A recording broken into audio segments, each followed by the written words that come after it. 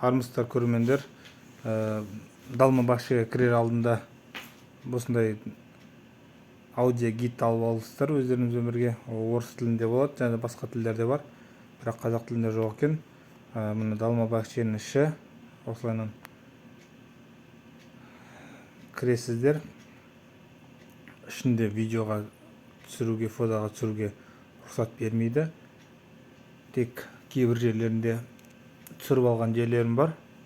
Солар сіздерге ұсынам. Бұл Стамбул қаласындағы бүкіл Осман империясының билеушілері тұрған соңғы президент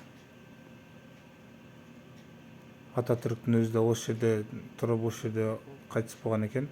Оның арнайы жеке бөлмесі де бар екен. Мынау сұлтандардың ұстаған заттары, қырынатын мылтықтары, пышақтары, қылыштары деген сияқты. Мынау суреттері солардай болған билеушілердің, олардың әйелдерінің солардың суреттері.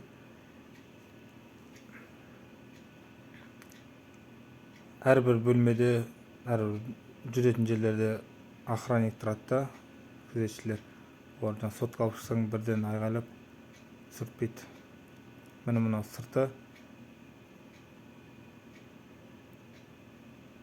Бір керемет үлкен тал бар. Соған негізі сонымен аталған екен. Бақша деп. Айналасын өзі өте керемет, теңіздің жағасында. Бассейн балықтармен жүрген.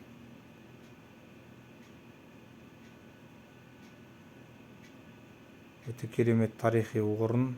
Стамбулға барсаңыздар, міндетті түрде кіріңіздер. Уже 300 лира, бескімен 7,5 теңге ме сондай тұрады билеті бір адамға. Кіріп аралап шығуыңызға 3 сағаттай уақыт кетеді. Ерінбей барлығын қарап шығам десеңіз. Оны аққу.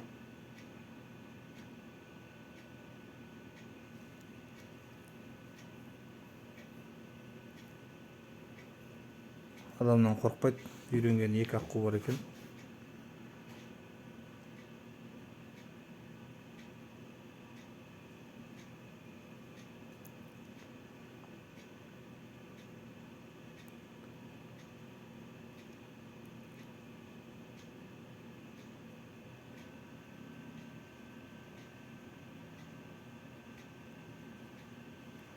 Ескі болғанмен барлығы да сақталған.